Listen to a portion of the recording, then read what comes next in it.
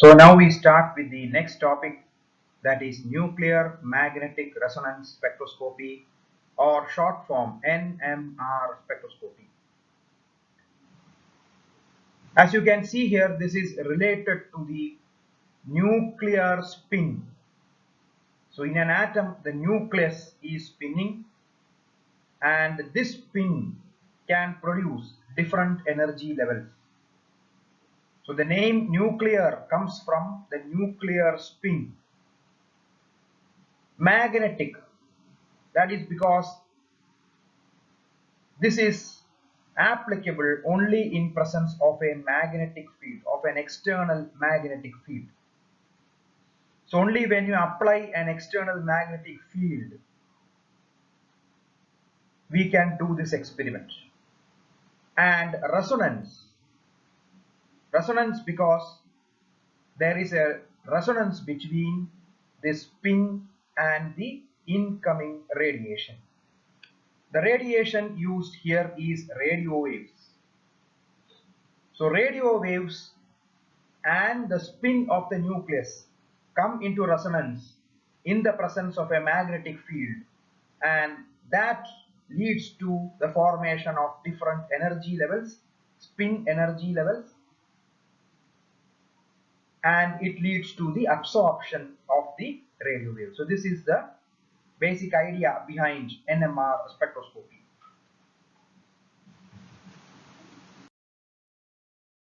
Let us look at the spectrometer first. NMR spectrometer, the instrument. So this is a block diagram of the instrument. You can see here there is a powerful magnet, which is an electromagnet actually, and in between that you are placing the sample solution, a sample or whatever compound you want to analyze, that is taken in the liquid state, and it is placed inside this magnet. There is an RF oscillator. RF stands for radio frequency oscillator, which produces radio waves of a particular frequency that passes through this sample, and when this comes out, there is a receiver which detects the intensity of this radiation. It detects the radio wave and measures what is the intensity of that radio wave. The result goes into a recorder. The recorder is a computer.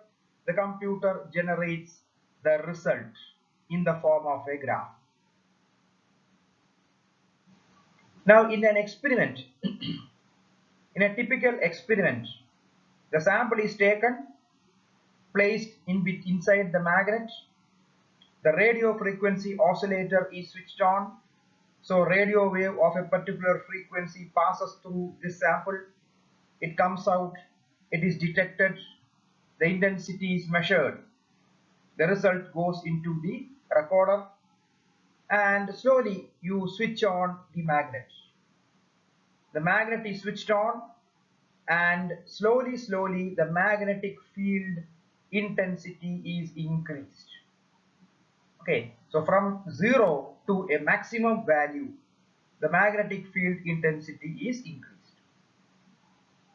When the magnetic field is increased, at a particular value of this magnetic field, the radio wave gets absorbed by this compound.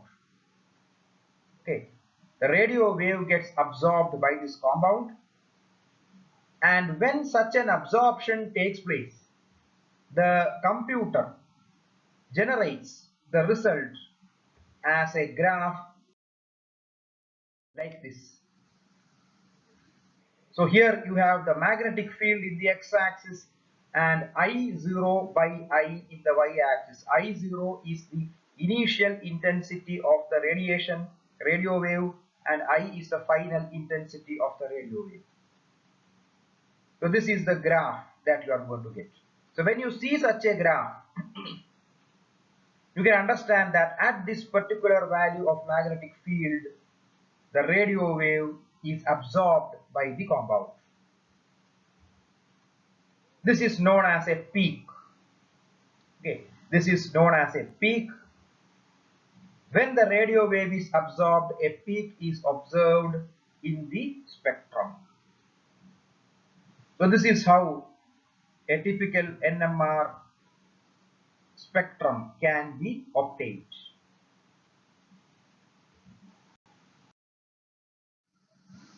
Now we are going to discuss with hydrogen NMR.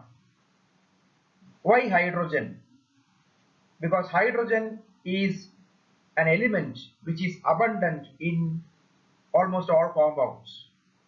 Okay, mainly we are discussing with organic compounds, and in all organic compounds you have hydrogen. The peculiarity of hydrogen is it contains one proton in the nucleus.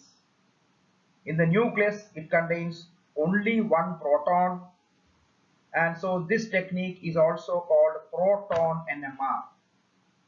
This technique is also called proton NMR. Let us take an example. Let us take the case of methane. Methane is the simplest organic compound.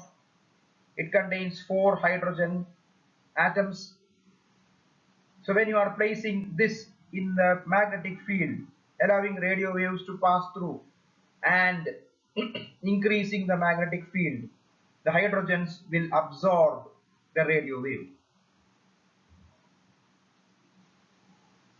So since there are 4 hydrogens, we will expect 4 peaks to come in the spectrum.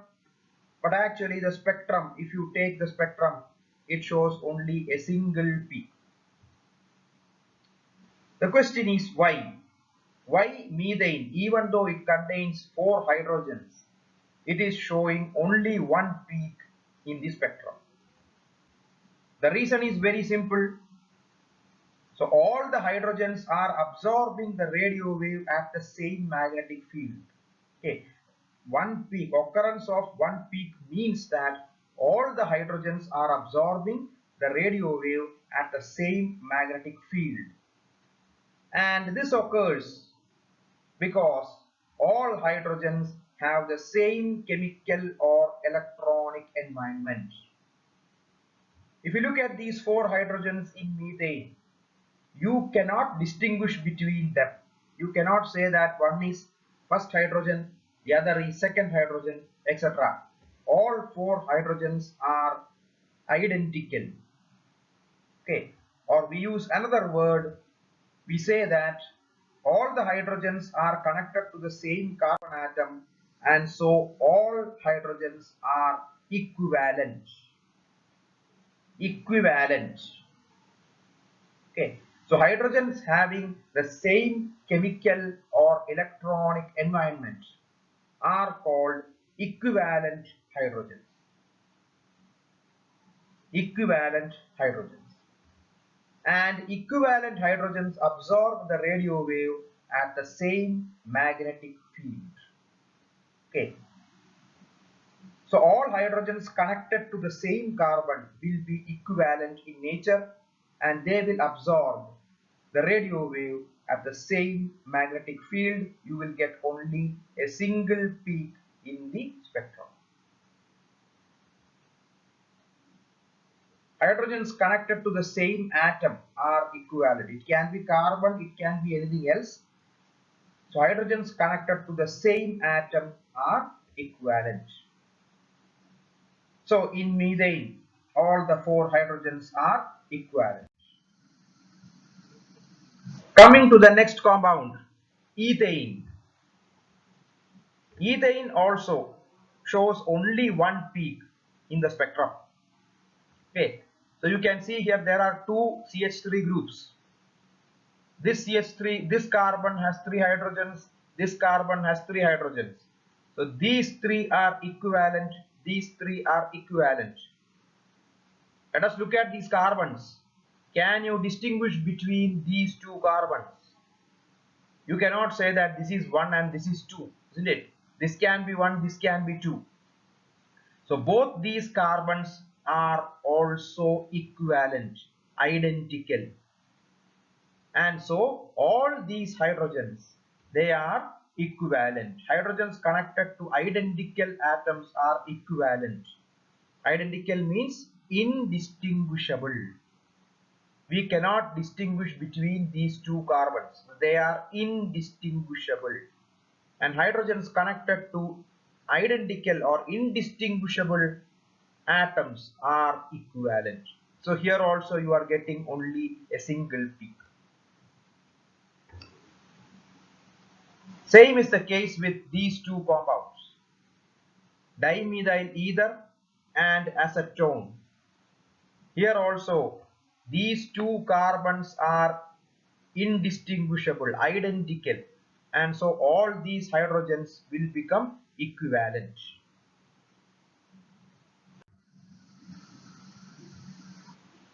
Now let us compare the spectrums of methane and ethane. They are giving only one peak. Then what is the difference? The difference is in this height of the peak or intensity. Okay, intensity of this peak. So here in methane, the intensity is equal to 4 hydrogens, whereas in ethane the intensity is equal to 6 hydrogens. So the intensity of the peak tells us how many equivalent hydrogens are there. Intensity tells us how many equivalent hydrogens are there. So here there are 4 equivalent hydrogens. Here there are 6 equivalent hydrogens. Peak intensity gives a number of equivalent hydrogens.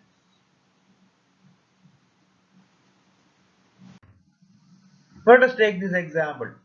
CH3, CH2, CH3. Propane. So how many peaks will this propane give? Now you can see here, these 3 hydrogens are equivalent, these 2 are equivalent, these 3 are also equivalent.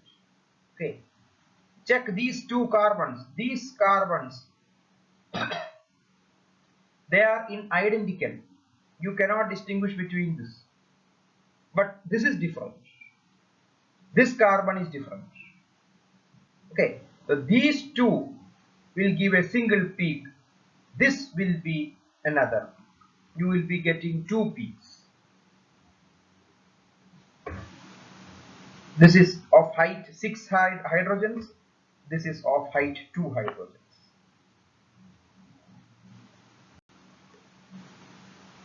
Next compound, butane, N-butane. Here again, these 2 CH3 groups, they are identical, so you will get 1 peak. These 2 CH2 groups, they are identical, so you get another peak. You will be getting 2 peaks in the spectrum. One is of 6 hydrogen intensity, the other is of 4 hydrogen intensity.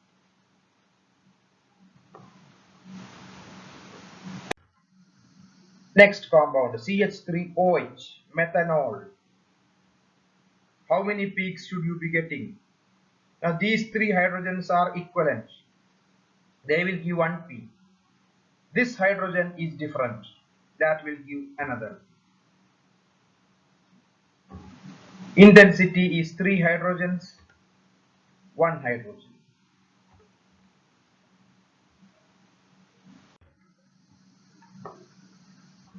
This compound, 1,3-dichloropropane.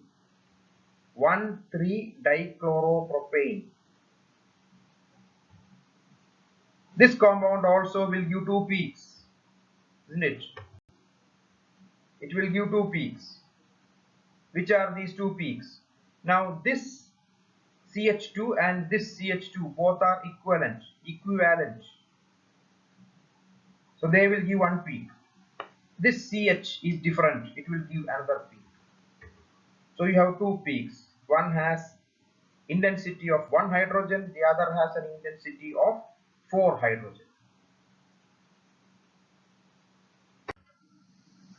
Take this compound. CH3O, CH2, CH3. Methyl ethyl ether. How many peaks are there? You can label this as A and B because there are two methyl groups, but both these methyl groups, they are not identical. Okay, how do you know whether they are identical or not? Look at the groups on the left and the right of this. So here this CH3 is connected to a CH2, but this CH3 is connected to oxygen. So they are not equivalent, they are different. Okay, so you will get three peaks here. This A will give a peak. These three are equivalent. These three hydrogens are equivalent. These three hydrogens are equivalent. These two are equivalent. So you will be getting the A. A will give this peak of three hydrogens. Then B will give the peak of intensity three hydrogens, and CH2 that shows an intensity of two hydrogens. So these are some examples. Okay, these are some examples.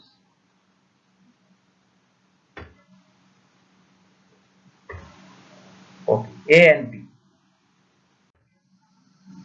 Now this compound cyclobutane or this compound benzene, again they will give only one peak in the spectrum. Why? Because all the hydrogens are identical, equivalent. In cyclobutane and in benzene, all the hydrogens are equivalent.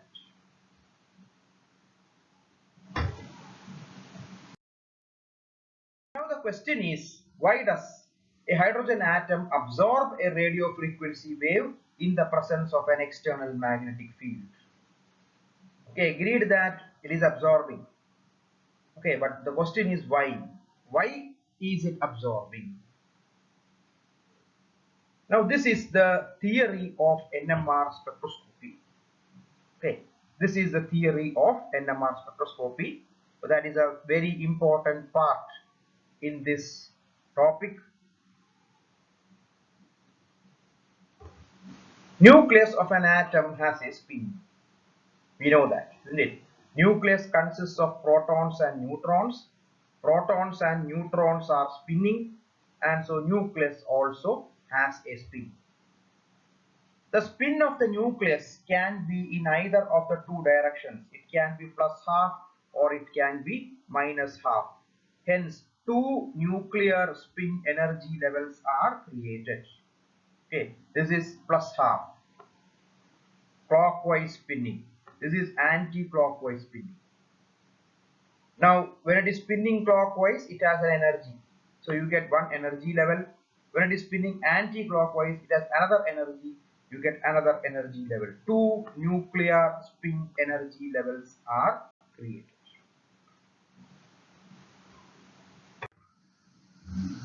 Under normal conditions, the energy value of these two levels are equal. Okay, both have equal energy, same energy, and they are called degenerate. So if two levels have the same energy, they are called degenerate. Okay, but suppose you are applying an external magnetic field. Suppose you apply an external magnetic field, then these two levels are not of same energy. They become different. Okay, they become different. How is that? You have both of same energy. Now you apply a external magnetic field. Now this can spin either parallel to this field or opposite to this field. Okay, this nucleus can spin either parallel to the field or an opposite, that is anti-parallel to the field, like this. So when it is spinning parallel to the field, it will have one energy value. When it spins anti-parallel, it will have another energy value. And both these are different. For example, it is something like swimming in a river. If you are swimming along with the flow, you don't need much energy, isn't it? You just need to know how to spin, how to swim. I mean swim, swim, swim. You just need to know how to swim. But if you are swimming opposite to the flow of a river, you need to exert more energy. You require more energy. The energy value is high. Likewise, if the nucleus is spinning parallel to the external field, it requires a lesser energy. But if it is spinning anti-parallel to the applied field, then it requires more energy. So two energy levels will be created. Two different energy levels will be created.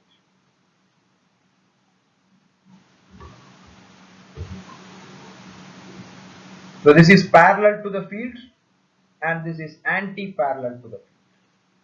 Anti-parallel means opposite, in opposite direction.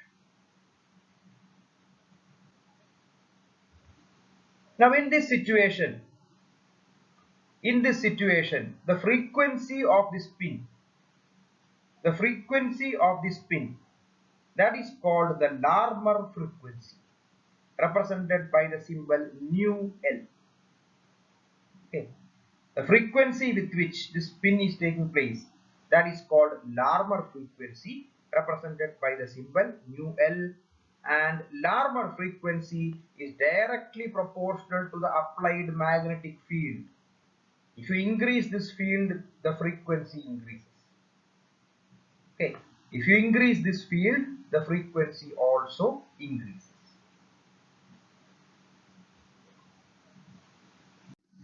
Now let us look at a situation. Under normal condition, in the absence of a field, the nucleus is spinning. It can be clockwise, it can be anti-clockwise. Whatever it is, it does not matter because the energy is the same. But when you apply an external magnetic field, two energy levels are created, isn't it? And the nucleus always likes to be in a lower energy level. It likes to be stable. Stable means lower energy level. So what will happen? This all the nuclei present in a sample will start spinning parallel to this applied magnetic field.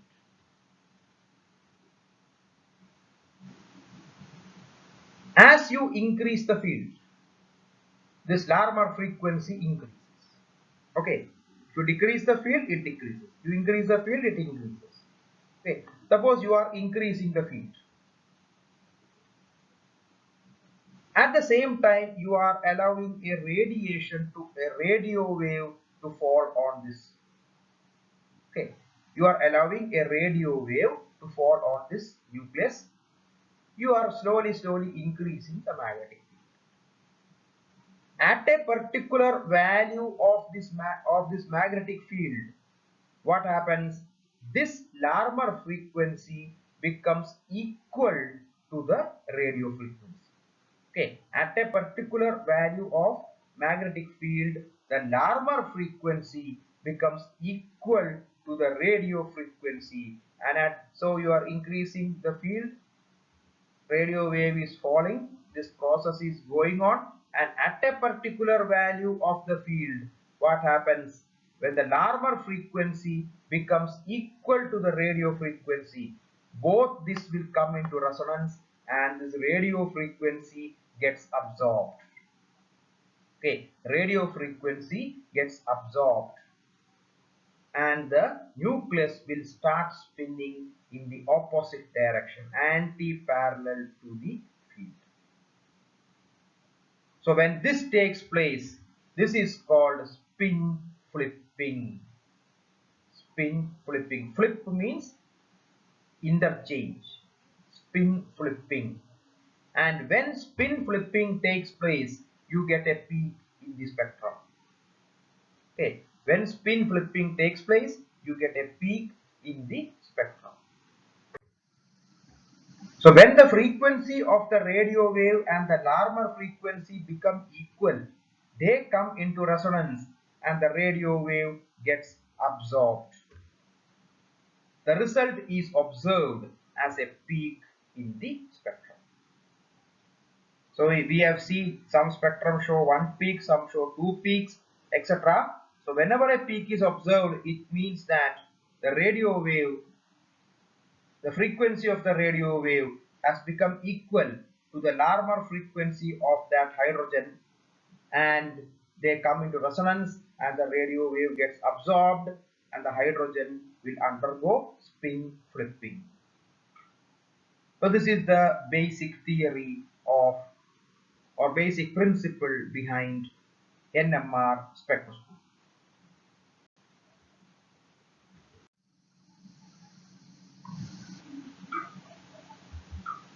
So this is an important question. What is the principle of NMR spectroscopy? So you can give this answer. In the presence of a magnetic field, the degenerate nuclear spin energy split into different levels. If a radio wave of correct frequency falls on the nucleus, it comes into resonance with the spin of the nucleus and the wave gets absorbed, resulting in a nuclear spin transition or spin flipping.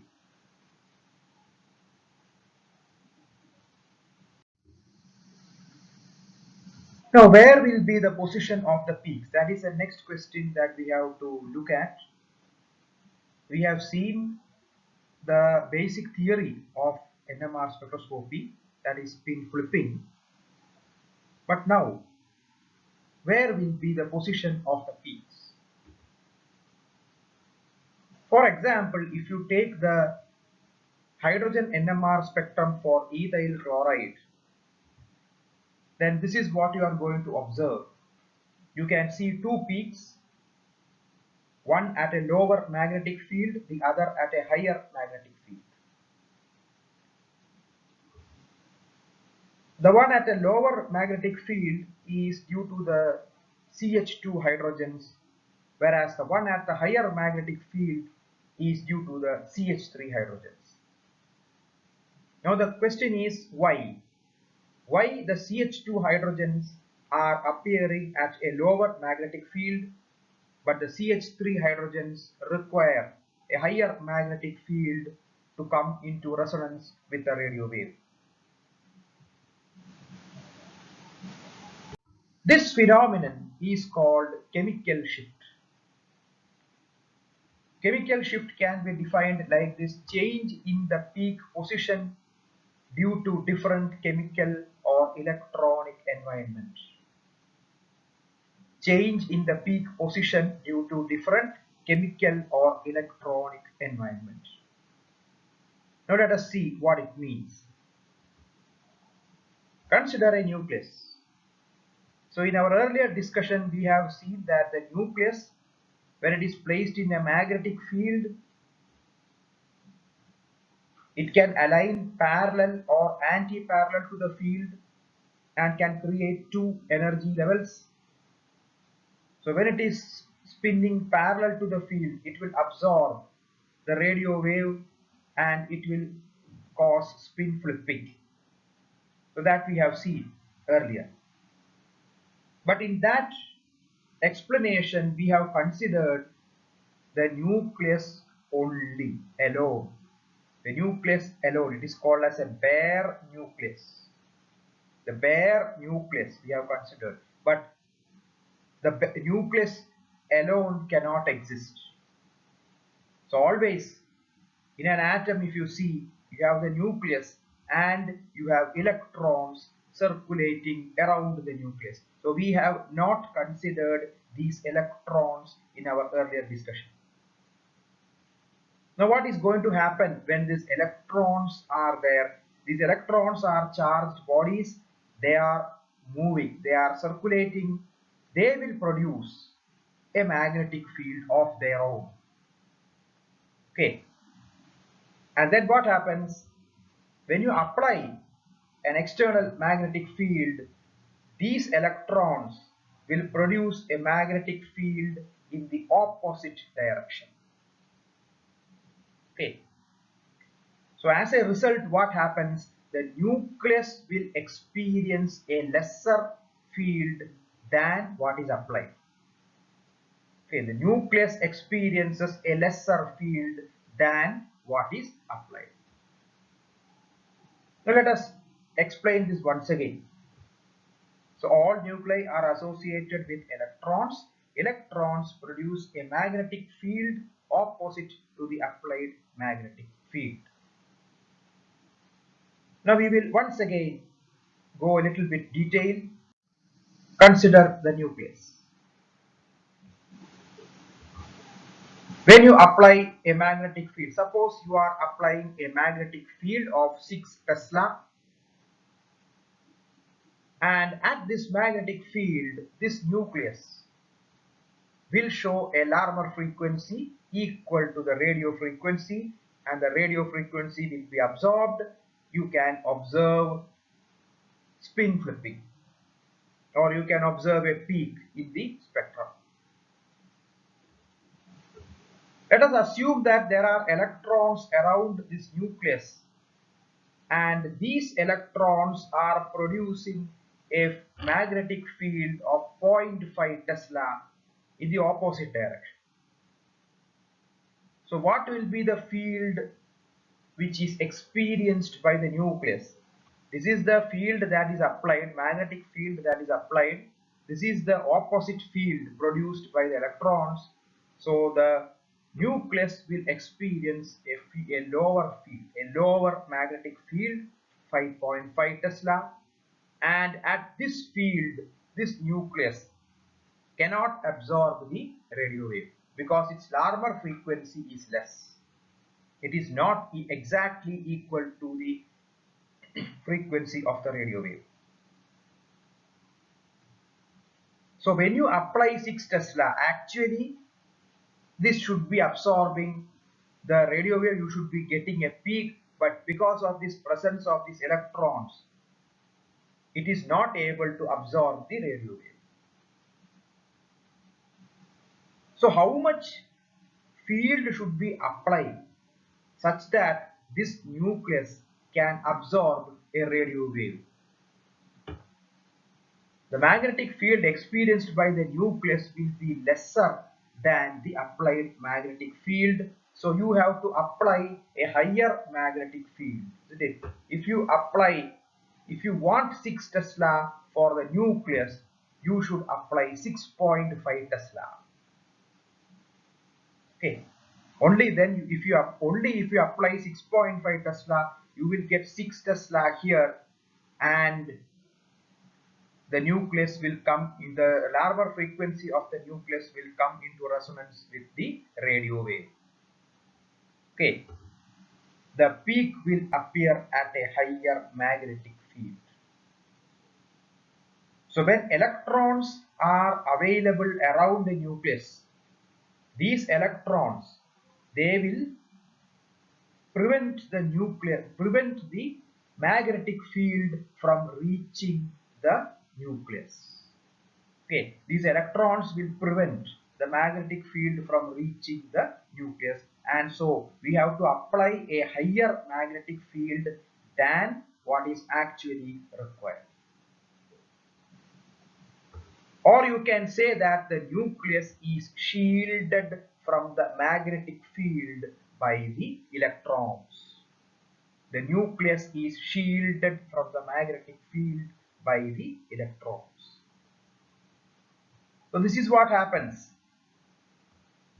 The hydrogen in CH3 group of ethyl chloride is shielded because it has an electron density around it. That electrons will prevent the magnetic field, prevent the nucleus, hydrogen, from experiencing the applied field. So you have to apply a higher field for the nucleus, for the hydrogens to absorb the radio wave. Therefore, the peak of hydrogen in CH3 comes at a higher magnetic field. But suppose the nucleus is connected to an electronegative atom, then it has less electrons. Okay, electronegative atoms, they will absorb they will pull away the electron cloud towards itself. So you consider a nucleus which is connected to an electronegative atom. It has a lesser electron density around it. So what will happen? Now you apply 6 Tesla, the electrons, there is less density of electrons, so the field produced by the electrons is very less, 0.005 Tesla. So the nucleus will experience a field which is very close to the applied field. And so the peak of the nucleus will appear at very close to the applied field. The magnetic field experienced by the nucleus will be nearly equal to the applied magnetic field, and so the peak will appear at nearly the applied magnetic field. This nucleus is de-shielded from the magnetic field. A nucleus which is connected to an electronegative atom is de-shielded from the magnetic field, and this is what happens with the hydrogens of CH2Cl. Because chlorine is electronegative, it will pull the electron cloud towards itself. Hydrogen has a lower electron density around it compared to the CH3 group. So what will happen? The peak of hydrogen will come at approximately the applied field. For CH3, we require a higher field, but for CH2, it will come at approximately the applied field. So the hydrogen in CH2Cl is said to be de-shielded. So shielding and de-shielding, these are the reasons for chemical shift.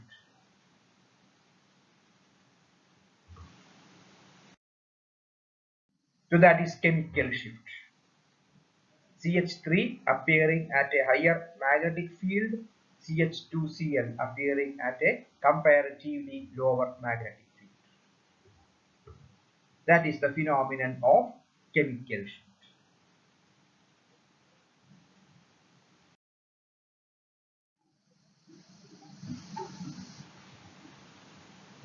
So here comes the next important question. What is chemical shift? How is it caused? What is chemical shift? How is it caused? The chemical shift is the change in NMR signal position of a nucleus due to a change in the chemical or electronic environment. Okay, change in NMR signal position of a nucleus due to change in the chemical or electronic environment. It is caused due to shielding and de-shielding. Okay, now you have to explain both. It is not enough that you write so much because it is a 6-mark question. So you have to explain what is shielding, you have to explain what is de-shielding. So this is another important question.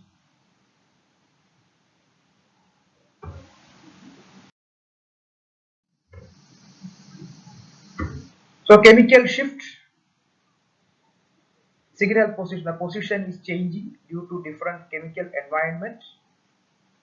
Now in this we have taken, now here you can see this is the peak height, peak intensity is of 3 hydrogens, this is for 2 hydrogens.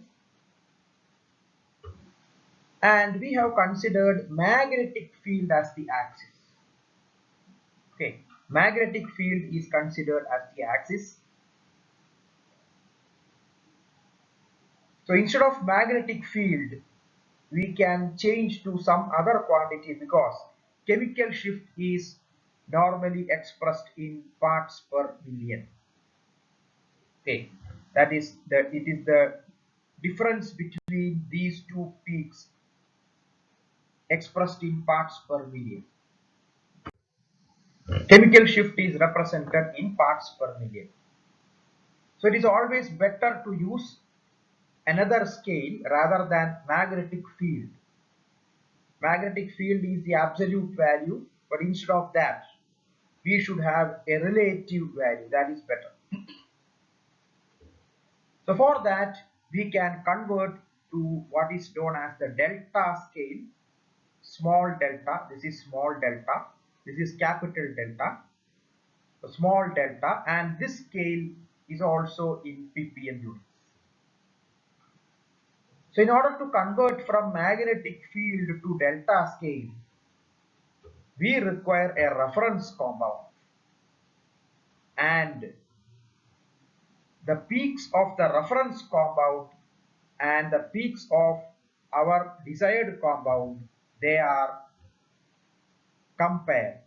Okay, peaks of all hydrogen nuclei are measured with respect to the peaks of the reference compound.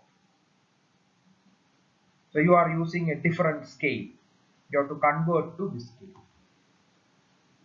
So what is the compound that you can use? Well, it is found that this is the best compound which can be used for this purpose. This compound is called tetramethylsilane. Tetramethylsilane, short form TMS.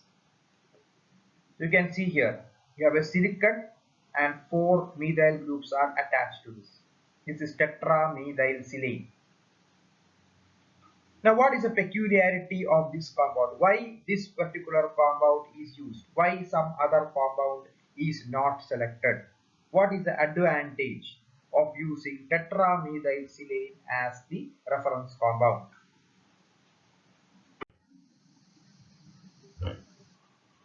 So here, tetramethylsilane, one advantage is, the first advantage is its peak is sharp and intense. Hence, it can be easily detected. Okay, very sharp and intense peak. So even if you have this compound in minute quantities also, you will get a sharp and intense peak. Another peculiarity, look at these hydrogens. Look at these hydrogens. All these hydrogens are equivalent. Isn't it? All these methyl groups are identical. So all these hydrogens are equivalent. You have 12 equivalent hydrogens. So you will get a very tall peak. Okay, very tall peak. You can easily distinguish this peak from others. That is the second point. All 12 hydrogens are equivalent and absorb at exactly the same position. Now, if you look at the structure, silicon, if you look at silicon and carbon, you compare the electronegativity or electropositivity of silicon and carbon. Silicon is more electropositive than carbon. So what will this silicon do? It will push these electron clouds away. Okay, it will push these electron clouds away. So these hydrogens will be facing maximum electron density. All these 12 hydrogens will be having maximum electron density, and so they will be maximum shielded. Its position is maximum shielded compared to all other hydrogens. Okay, you take any other compound, any other organic compound, it will not have so much shielded hydrogens. This is maximum shielded, and hence it appears to the extreme right of the spectrum. So if you draw a spectrum using this TMS also, you have ethyl chloride. So take ethyl chloride, mix it with TMS and take a spectrum. Then the peak of this TMS will come at the extreme right. It will be a very tall, sharp and intense peak. You can easily detect that. Okay, so these are the three major advantages of using tetramethylsilane as the reference. And one more advantage is there. It is a low boiling liquid and can be easily separated from most samples after use. So these are the advantages of using TMS. Now, how will you convert from this magnetic field to delta scale? How will you calculate the delta scale? The peaks of hydrogen are given values according to this equation. Delta is equal to new hydrogen in sample minus new hydrogen in TMS divided by new operating. where new hydrogen in sample is the normal frequency of hydrogen in the sample. Now in this case our sample is ethyl chloride.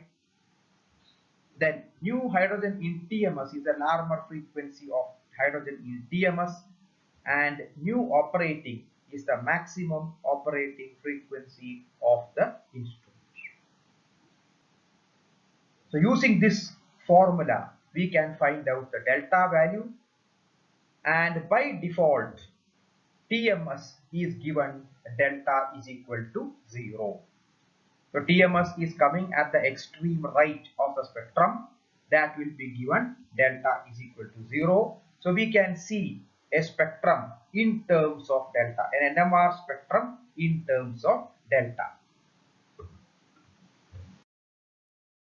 This is the NMR spectrum of ethyl chloride in terms of delta.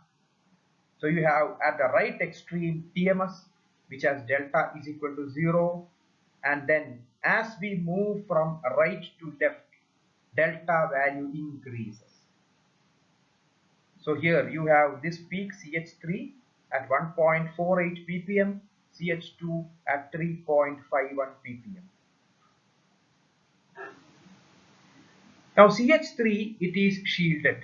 The hydrogens are shielded. CH2, the hydrogens are de-shielded. So you can see here, if the peak comes close to TMS, then it will be shielded. Or in other words, we can say shielded hydrogens will appear close to TMS, de-shielded hydrogens will appear away from TMS. Shielded hydrogen atoms appear near the TMS peak, and that is called upfield peak. Upfield peak.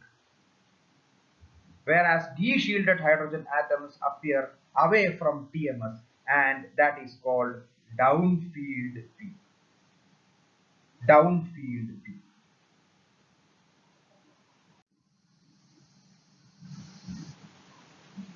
Now let us look at the spectrum of some compounds. We have already seen these compounds. The spectrum in terms of delta. So at 0 you have TMS. The first peak, that is due to the CH3 groups, and the second peak, that is due to the CH2 groups. Delta values are 0.9 and 1.3 respectively. This is a spectrum for propane.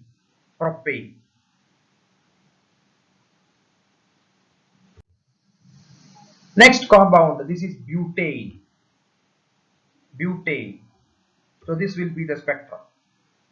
We have TMS here, we have CH3 here, CH2 here. Values are similar, 0.9, 1.3.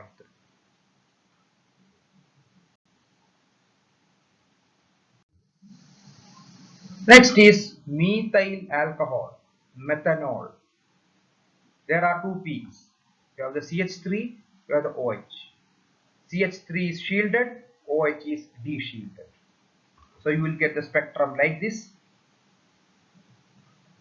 This is TMS, this is CH3, this is OH, and this is the value 3.4 and 4.8. Now why this has come at 3.4? It is a little bit away from TMS, isn't it? That is because this carbon is connected to this oxygen. Okay, carbon is connected to oxygen, so oxygen is electronegative. It will pull these electrons out towards itself. So this hydrogens will be partly de-shielded. This one will be very much de-shielded because it is directly connected to oxygen.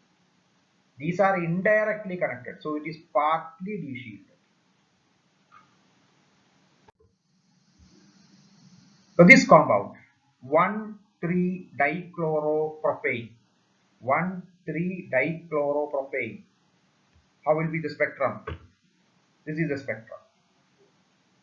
At 0 you have TMS, then you have the CH peak, and then you have the CH2. These are the values, 2.2 ppm and 3.8 ppm.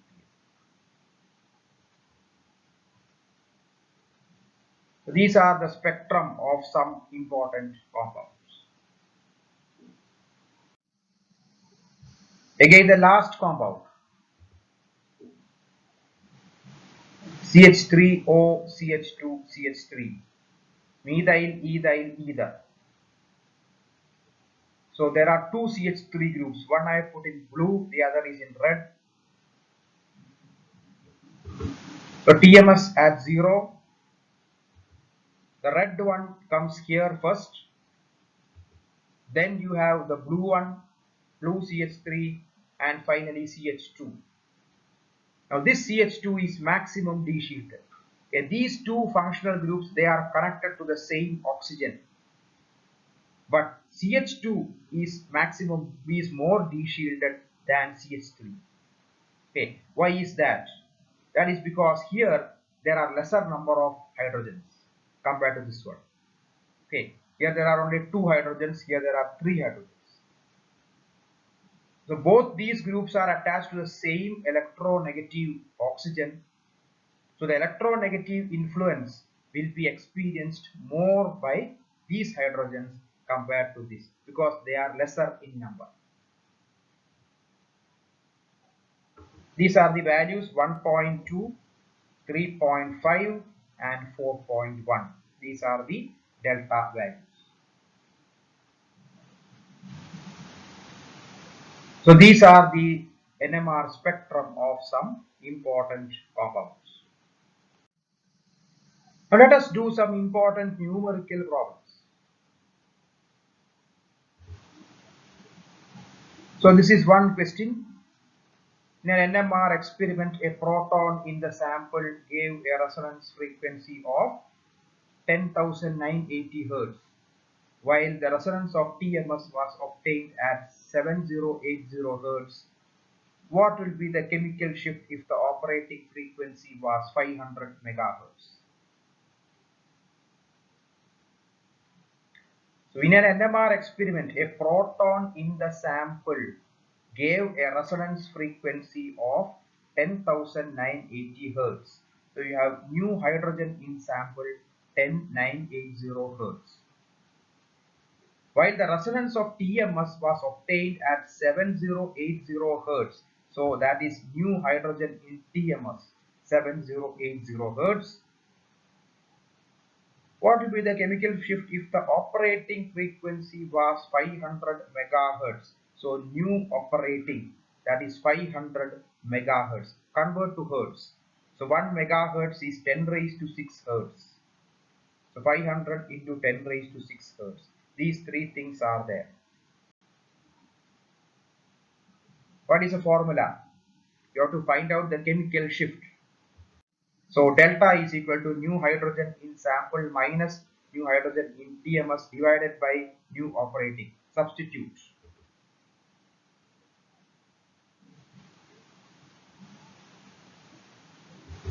So you get 3900 by 500 into 10 raised to 6.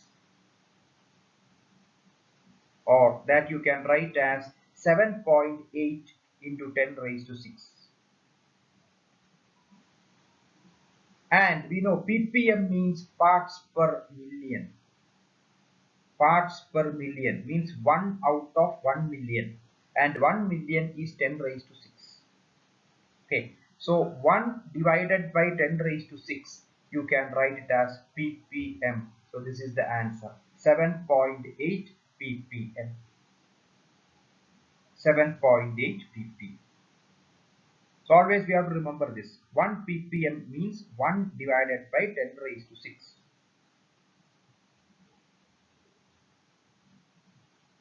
Let us look at the next question. What will be the operating frequency of an NMR spectrometer which gave a chemical shift of 8.4 ppm for a particular proton that had a difference of 2520 Hz with a resonance frequency of TMS? So this is the question. We have to find out operating frequency of the NMR spectrometer. You are given chemical shift and you are given the difference between frequency of proton and frequency of TMS. Okay. So this is given, delta is given 8.4 ppm. We can write it as 8.4 by 10 raised to 6. And this is also given, new hydrogen in sample minus new hydrogen in TMS, that is 2520 Hertz. These two things are given. We have to find out new operating. This is the formula. Delta is equal to new hydrogen in sample minus new hydrogen in TMS by new operating. Rearrange. New operating is equal to new hydrogen in sample minus new hydrogen in TMS by delta. Substitute. 2520 divided by 8.4 divided by 10 raised to 6. So you get 300 into 10 raised to 6 Hertz. Or you can write that, rearrange that as, or rewrite that as 300 megahertz. So this is the answer, 300 megahertz.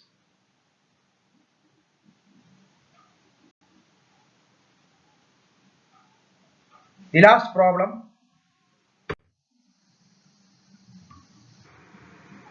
CHCl3 protons show a shift in the frequency of 728 Hz from the TMS signal in a 100 megahertz NMR instrument. How much would be the shift in frequency for the same proton from TMS in a 300 megahertz NMR instrument?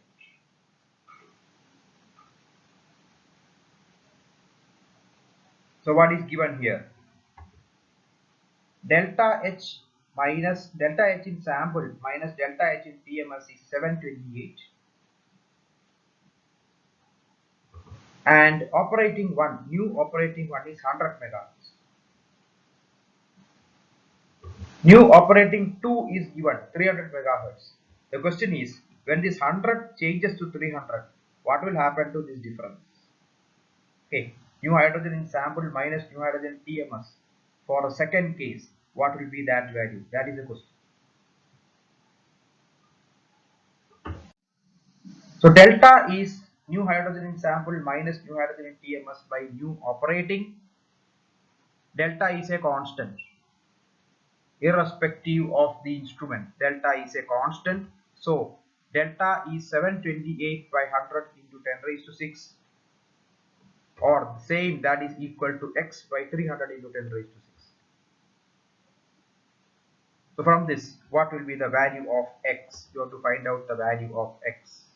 X is 728 by 100 into 300, or you get the answer as 2184 Hertz. So these are the types of numerical problems that you can expect for your examination.